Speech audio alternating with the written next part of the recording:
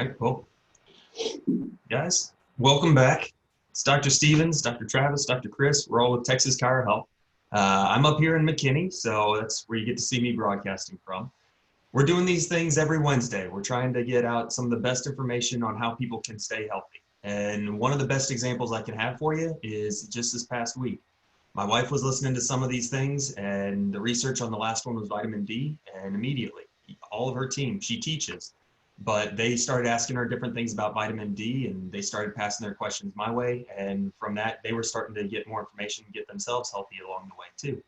So please, anybody you know that's out there that you think would benefit from this information, invite them along. Bring a friend. We would love to be able to help however we can.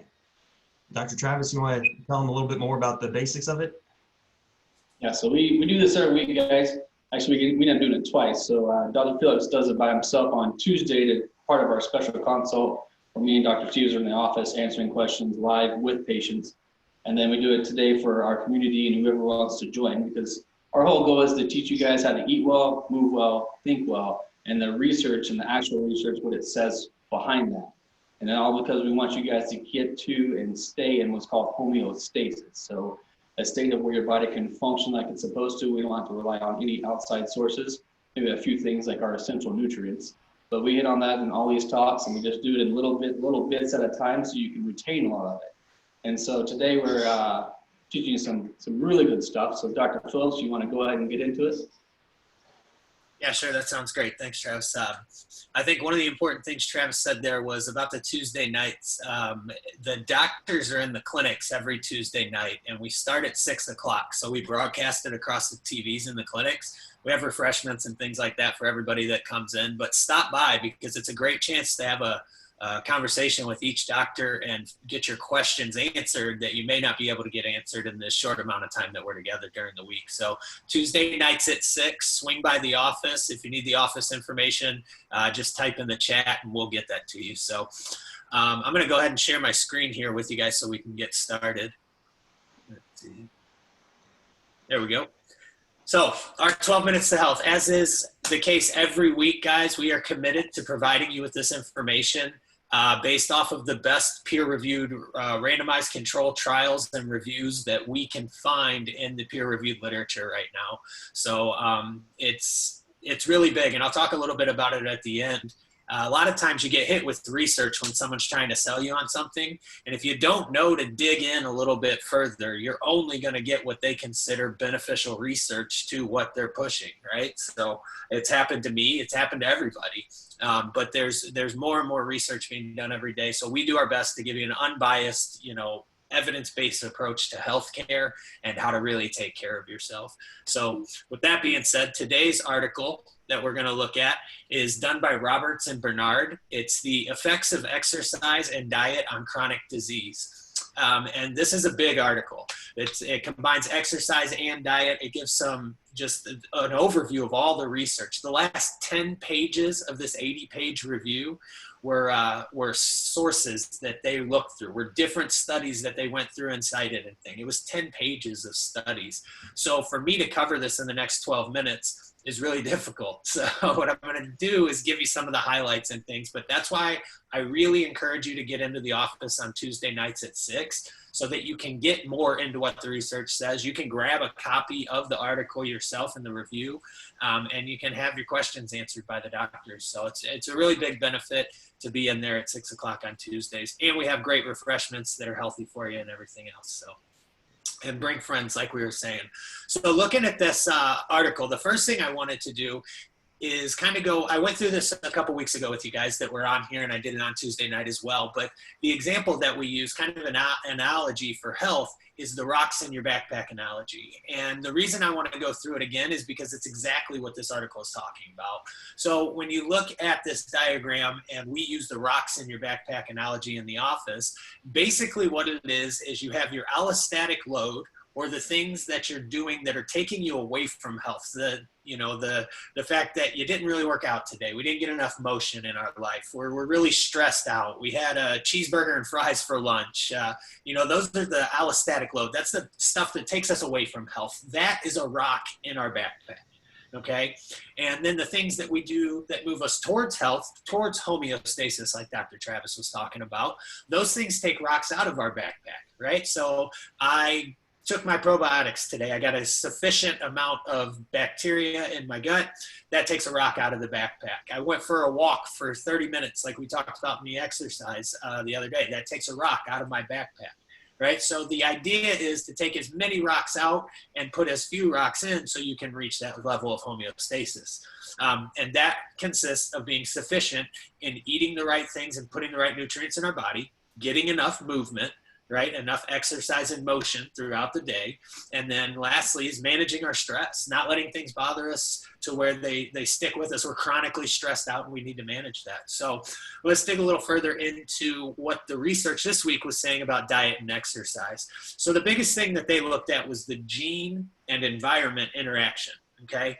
And so the study of what the environment is doing to your genes is called epigenetics. So that's Latin for above genetics, right? So it basically is, how is the environment that you're in, what you're eating, how you're moving, how you're thinking, affecting your genes. And what we found out is that we only use about 10% of our genes as human beings. And a lot more now is being turned on. We're seeing genes come on that have never been turned on in the past. And it's causing all kinds of chronic disease. So they looked at it and they said, well, why? And it's because of what we're eating and the amount of movement that we're lacking. As we get more and more technology, we're more stationary. We don't get outside and move enough. You know, I'm going to show some different studies that are big through from 1950 till now. And if you look at that, processed food, fast food, all the bad stuff for us started to really take off during those time periods, and genes were getting turned on. We weren't getting enough fiber from fruits and vegetables like we used to. Even the fiber that we get from whole grains and things like that are so processed that they're bastardized forms of what they used to be, and it's affecting our genetics. One of the quotes that they had was there's a 100% increase in the prevalence of type 2 diabetes in the United States in the latter half of the 20th century. And it must be attributed to a changing environment interacting with genes, because 0% of our genes have changed during that time period. So if we want to look at it, you know, now there's about 20 million people with diabetes. That didn't happen in the beginning half of this time period. Our genes have not changed. So it has to be our environment. And what we find through this study is that it is our environment. We're not moving enough, right? A minimum of that half hour a day. This study actually showed even more benefit if you can get an hour of exercise a day in, right? You're going to get benefit at a half an hour, but the max seems to be an hour, according to this study. And then if you look at the foods we're eating, we have about 1/10 of the amount of fiber that we used to take in. And that's where they concentrated most in this study, is looking at the amount of vegetables, plant-based diets versus meat-based diets. They brought a group from Japan over from Japan where diabetes is less than 10% in the population. They brought this group over and they noticed 6 times the rate within 5 years of diabetes, just from their environment change. And they looked at what changed, and they weren't moving as much as they used to. They were chronically stressed out, and they were eating crap. They were eating fast food and pizza and everything else. It's been a long time since we had to grow our own food or even make our own food on a daily basis. Our generation and the generation even before ours, the fast food has been a big thing, and it's convenient, but it's killing us. And so that's what they were finding, and it was turning on genes that we didn't need. This study was done in 2005, so a lot of the statistics they used were from 2001, but these statistics have only gone up from 2001, and it's kind of shocking. In 2001, coronary artery disease was the #1 killer amongst the population, men and women combined, at 931,000, which is 39% of the deaths at that time were from coronary artery disease. Hypertension, less than half of the adults in the United States had normal blood pressure in 2001. That number's dropped below 40% now. Our blood pressure is ridiculously high because of our environment, right? Diabetes went up 6-fold from 58 to 93, with 20 million currently diabetic. And like that last statement pointed out, our genes haven't changed in that time. So that number continues to rise. There were 553,000, almost 554,000 deaths due to cancer, which was 23% of all the deaths, right? So if you look at those numbers right there, those are the top 4 things that are killing people in the United States. And not one of these things can I catch from somebody. You can't sneeze on me and give me diabetes or hypertension or cancer or something like that. These are all diseases of lifestyle. They've shown that over 50% of the deaths in the United States every year come from lifestyle and are preventative, which makes you think, why don't we just stop? Because it's not always easy, right? It's simple. Eat well, move well, think well. It's a pretty simple concept. It's just not always easy. One, we don't have the information, or we're misguided in what's good for us, what's not. We all have our own ideas of diet and what exercise is and things like that. So I'm going to solve a little bit for you in just a minute here. But before I do that, I want to talk about children and why this information is so important for us to pass down to children. Because if we're going to make a change, we have time still, right? And any change is going to be beneficial. But if we want to be ahead of the curve and really make a lasting change, we've got to start to affect our kids and change their habit, not change their habits, but create good habits for them by changing our habits, right? And I tell patients all the time, your kids are going to eat what you eat. Your kids are going to have what's in the house, and that's easy for me to say. And I'm in no way telling anyone how to parent. I told my friend last night, I'm like, trust me, I'm not here to give advice. You should come watch me virtually teach my children this week. I've got a lot to learn as well about the parenting side. But the fact is that if you don't have ice cream in your house, you won't eat ice cream that day. And that's proven, right? You just have to make better choices and create different habits. And that will eventually trickle down to your kids. And again, that's a simple concept that's not always going to be easy, but it can be done. And we have to start to make that effort if we're going to affect the future. I talked to you a minute ago about it being simple but not easy, right? How do I eat better, move more, and manage stress? This person tells me to be a vegetarian. There's the meat-only group. There's the paleo. Well, what's the last one? What is it now? Keto. Paleo changed to keto. I mean, it's changing constantly. So how do you keep up with it? What do you actually do?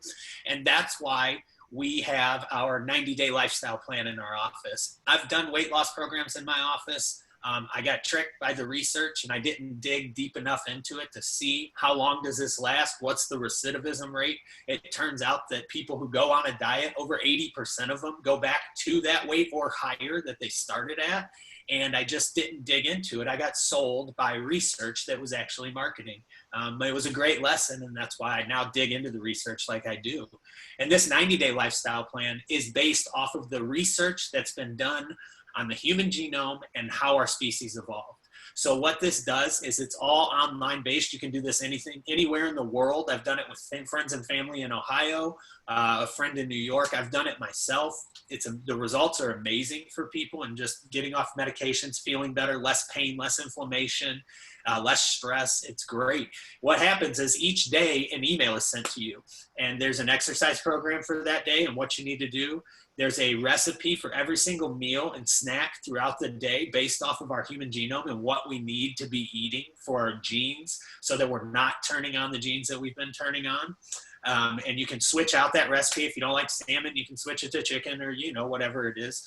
And then there's also positive thought exercises. There's gratitude journals. There's setting timers to think about, what is happening right now that is kind of irritating you, and why is it really irritating you? And you just kind of go throughout your day. It takes seconds. And I tell my patients all the time, even if you don't follow any of this, if you just read the email, you're going to be more conscious throughout your day about the decisions you're making and how that's either putting a rock in your backpack or it's taking a rock out. So I tell everyone, if you're suffering with anything, if you're a little depressed, if you have pain right now, if you're like the rest of the country and you're confused about COVID and a little pissed off about everything, this 90-day lifestyle plan is so huge and it helps so much. I know it helped me a ton with my joints and the surgeries that I've had, just getting back to being as healthy as I wanted to be, as healthy as I thought I was, because I thought I was doing a lot of the right stuff. So it was big for me, and it's been big for everybody that I've ever done it with.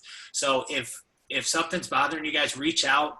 come in on Tuesday nights, give us a call, type in the comment section right now. We can get you all the information you need. We can get you all the research you need, and we'd love to help you out. And I'm gonna let Dr. Stevens tell you a little bit more how we can help you out on the chiropractic and health side of things. So go ahead, Dr. Stevens. Thanks, Dr. Chris. Yeah. So as he was talking about, we want to be here to help absolutely everybody that's coming in. When you walk into our offices, we actually have something that's called a wall of wellness. We want people not only to be out of pain, but to be healthy.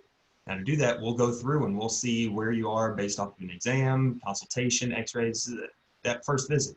Now that first visit, it's a donation to a charity. We switched over charities to Wounded Warriors, and we'll be doing that for about the next 6 weeks. You've got our phone numbers there. Reach out. I implore you, please take control of your health. That way we can make sure that we're not only getting out of pain, but we're staying healthy and continuing to live better. Dr. Travis, I saw a couple of things come through the chat. Any questions? Yeah. Hey, Lisa, does your mic work? Do you have a mic that's working right now?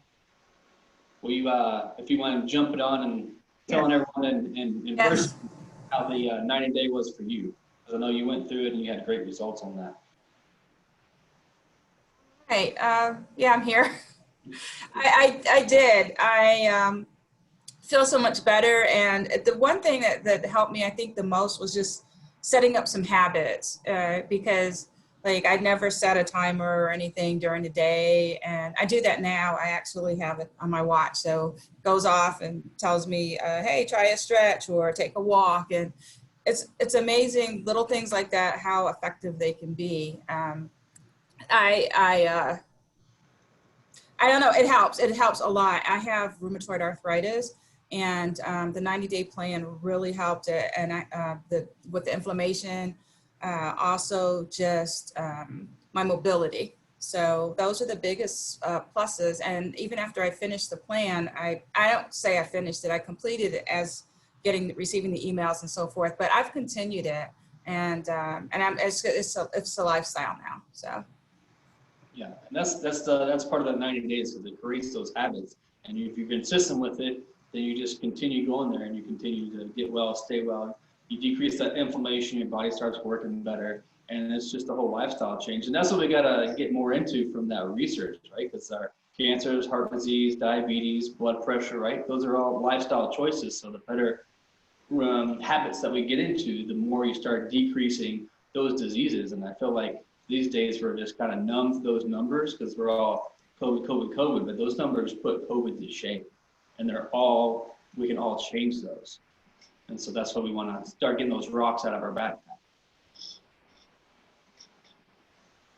Now, does anybody else have any questions? Doesn't necessarily have to be on the research because we're open book. So Thank you for what you said there too, and I'm glad that you're feeling better. That's awesome. Thank you. Thank you, guys. Yeah, for sure.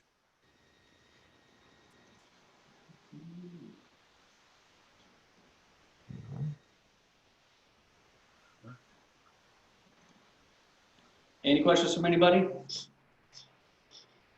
Doesn't look like it. No.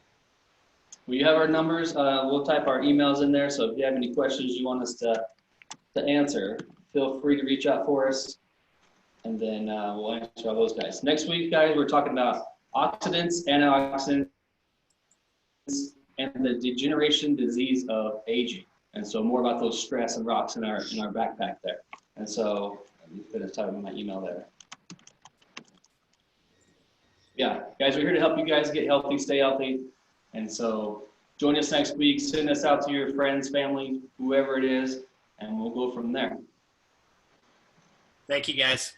Thank you. Have a great rest of your day.